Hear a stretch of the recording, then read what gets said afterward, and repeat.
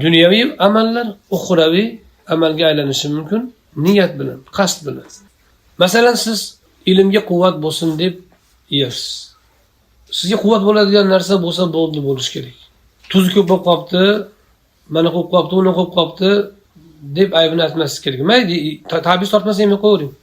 Yo'inki men shunaqa narsa yeyman, men bundan yaxshi narsa yeyishim kerak deb ovqatga o'ch bo'lmang. Ovqatga o'chmisiz? Demak, u ovqatimdan ilmga quvvat bo'lsin degan niyatni siz qura olmaysiz, abadan qura olmaysiz hech qachon. Modam ovqatda ta'miga o'chmisiz? Mayli shiroqat yeng, yomon emas, shiroqat yeng. Shiroqat yeb maza qiling, tanlab yeng, marhamat. Lekin shunga o'ch bo'lmang. Shashlik bo'lsa ham maza qilib yuring, maza qiling, marhamat. U ta'mini bilmang, nima yeyotganingizni his qilmang emas, yo'q, maza qilib yuring. Lekin shu shashlik bo'lmay qoldi. Qarasiz, bir bilan non bor ekan. Shu bilan ham to'y bo'lavering. Men bugun shashlik yeolmadim demang. Chunki sizning qasdingiz nimadir yeb maza qilish emas, balki quvvat olib, o'shundan ilmga quvvat hosil qilish. Agar shunday bo'lsa, sizga ovqat ta'mi unaqa ahamiyatli bo'lmaydi. To'g'ri, masalan, hammaning ta'bi har xil, birov sho'rni xohlaydi, birov achchiqni xohlaydi. U yomon narsa emas, to'g'ri, u tabiat. Lekin siz masalan deylik, bir yaxshi og'zingizga yoqqan ovqat bo'lmasa ham, bundoq bir oddiyroq narsa bo'lsa ham, to'rtta xurmo bilan ham to'y bo'laveradigan bo'lsangiz, chunki tanaga ozuqa kerak sizga, ilmga va sog'likka. Ana shu tasarruf sizda avtomat hosil bo'layotgan bo'lsa, demak sizning niyatingiz to'g'ri chiqishi mumkin. Lekin siz o'zi ovqat jinnisi bo'lsangiz, ovqat tanlaydigan bo'lsangiz, shu faqat falon narsani yeyman, piston narsani men uni xohlamayman deb o'zingizcha tanlaydigan bo'lsangiz. Sahro odamga masalan shira yoqmaydi. U tanlashmas, u zaruriyat. Kimdir og'ziga masalan deylik yog' yoqmaydi. U tanlashmas, u zaruriyat. Uni o'zi qasd qilmaydi. Lekin siz o'zingiz ovqat mazasiga ishqiboz bo'lib, faqat mazasi uchun yeydigan bo'lsangiz, bir o'tirib osh yeylik deb qo'yadi. U osh bir o'tirib yeydigan narsa emas. Osh yo'l-yo'lakay yeb ketiladigan narsa ishta o'rtasida. Bir o'tirib, bir maza qilib samovar qilmaylikmi deydi. U odamda o'sha ovqatida borib olib keyin choyxonada 10 marta niyat qilsa ham o'tmaydi. Niyatgardan bebizoram, 20 osham osh desa ham o'tmaydi. Chunki uni qasdi bir o'tirib maza qilish. Bo'ldi, o'sha qasd o'sha. Undan keyin 50 marta niyat qilsa ham o'tmaydi. Chunki uni turtkisi boshqa narsa. Siz o'sha alomatdan bilasiz. Siz masalan ozuqa uchun bo'lsa, unga 2 soat sarflamaysiz bitta oshga.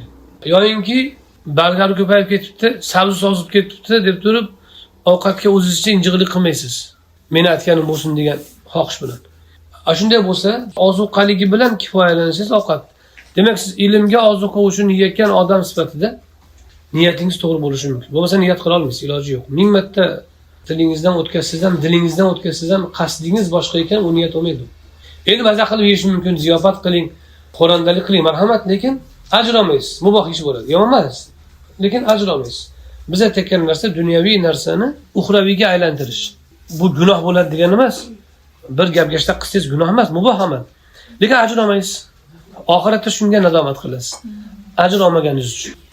Tushunarlimi? Lekin niyatni to'g'rilashni tildan bir gapirib qo'yish yoki dildan bitta o'tkazib qo'yish deb o'ylamang. U sizni harakatlantirayotgan qasd bo'ladi, o'sha niyat bo'ladi, o'sha e'tibor Allohga. Sizni harakatlantirayotgan, to'xtatayotgan qasd bor-ku tubidagi, qalbingiz tubidagi. O'sha Allohga e'tiborli. Bu tilingizdan o'tkazganingiz yoki dilingizdan bir marta, ikki marta niyatgardan bezoram deganingiz ahamiyat kasb qilmaydi bu o'rinda. Mana tolibalar damogani boradi, bir boqib kelaylik deydi. Bu o'ynab kelaylik, dengizga olib kelaylik deydi. O'shanda nima niyat qiladi? Shu yomon zeriklik bir yozilaylikmi? Yomon shu bir kun bo'lsa ham o'qimasak-ku, nima? Ichidagi istak. Shu bir kun bo'lmasa ham o'qimasak-ku, shu 2 kun bo'lsa ham o'qimasak-ku, bir maza qilib o'ynasak-ku, shu yomon odam zerikdi shu o'qishdanmi? Yo'inki tanam charchab qolyapti, tanamga dam berayin, to'yinki ilmga quvvat olsinmi? U niyatni sizni e'tiqodingizdan yasaladi. U o'zingizcha ayta olmaysiz tilingiz bilan. Men shuni dam olishdan uni niyat qilyapman deya olmaysiz. Sizni asli qalbingizdagi sizni harakatlantirayotgan narsadan kelib chiqadi u niyat. Niyat til bilan yasab bo'lmaydi. Yoki o'zingizni majburlab shunaqa niyat qilayin deb o'zingizni majburlay olmaysiz. Chunki sizning ichingizdagi qasd turdan keladi. Uni siz yasa olmaysiz.